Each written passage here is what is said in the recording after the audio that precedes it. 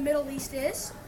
And you can see, you can try to match up where the flag matches in our map. Music in the Middle East. Middle Eastern music often has overlapping rhythms. The drummer may be playing one rhythm, the violinist another, and the dancer keeps yet another on her finger singles. When all the rhythms are put together, they make a wonderful mix. The dancer's job is to embody and keep all the different rhythms together for the audience, while also expressing the feeling of the music. Many times, the dancer and the musicians are improvising around a certain theme. Middle Eastern music frequently employs a call and response form in which the lead instrument plays a phrase and the lower instruments respond, creating a musical conversation. Some famous musicians in the Middle East include Nazan al-Ghazali, which is a famous musician from Iraq, and he specializes in membranophones and chordophones, which are such as guitars, lutes, or drums. And some other famous musicians include Fidel Shakir, Rami Ayach, Nancy Ajram, and Faris Karam. And these musicians are mainly known for their type of music and their sort of style, which is they can do between fast and slow, and just the way that they play their music really impacts a lot of people. They also play membranophones and chordophones. Religion in the Middle East is very important to the people. The three most popular religions in the Middle East is Judaism, Christianity, and the Islamic religion. Two of those religions started in the Middle East, Judaism and Christianity. Those are some of the two most popular religions known around the world, but yet the Islamic religion still beats both of those. The Islamic religion is so important to the Middle East.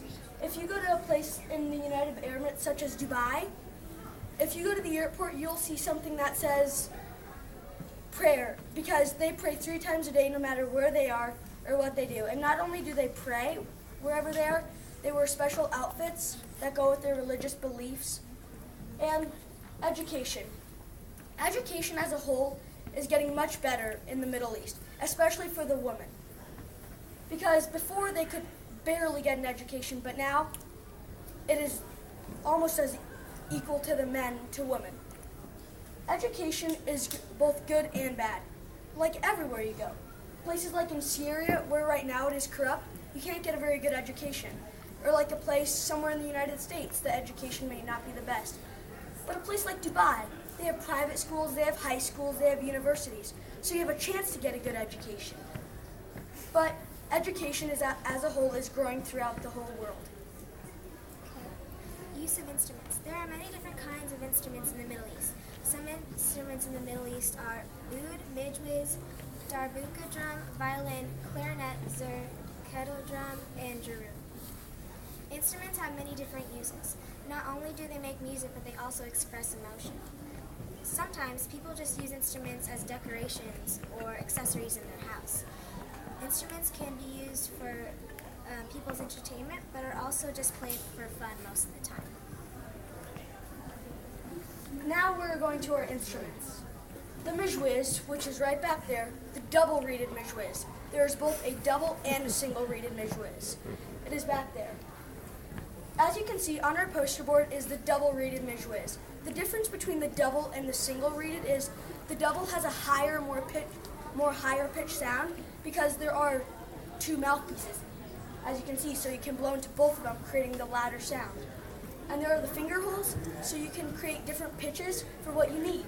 And also the pipes that you have in any aerophone you have. This instrument is very unique, but it is often played in the orchestra because of its such unique sound.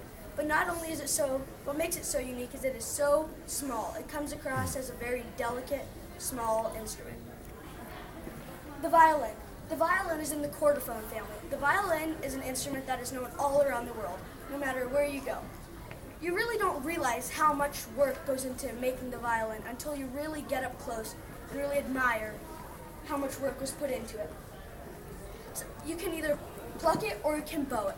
The violin is something that can be played in a fast tempo song or slow. It's just however you use the bow on the strings.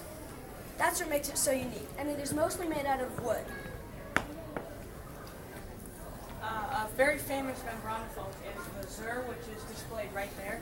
And the Zur the membranophone is made up of sheepskin, and it is usually wrapped around a body, which is usually made up of a wooden bowl.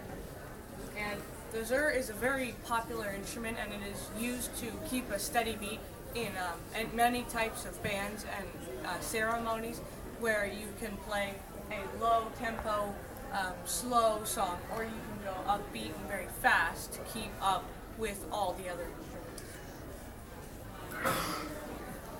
Here we have the Jiroon.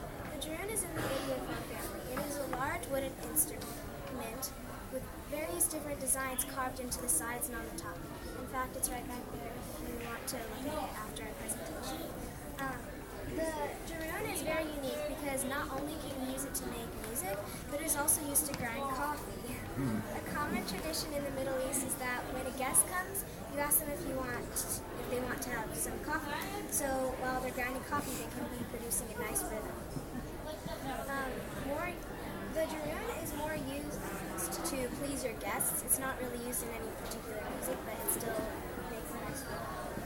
It has two main parts, the mallet and the reservoir.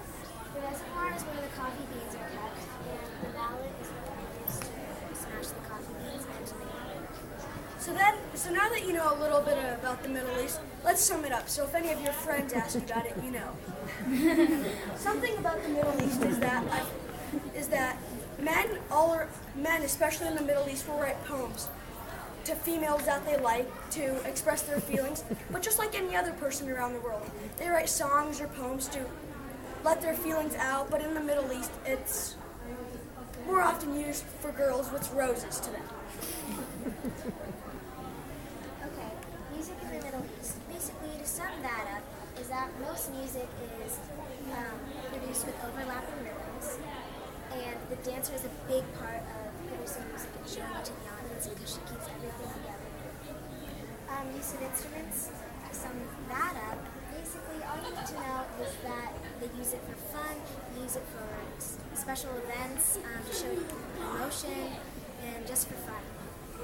And also they have native outfits that they wear to a special ceremony for their beliefs. And also, the Middle East, like America, is called the melting pot for religions. But so is the Middle East, especially a place like Dubai. That is something that is like a melting pot because there's almost every religion there. The main religions at least, like Judaism, Christianity, the Islamic religions. So now that you know, thank you for listening to our presentation. We hope you enjoyed.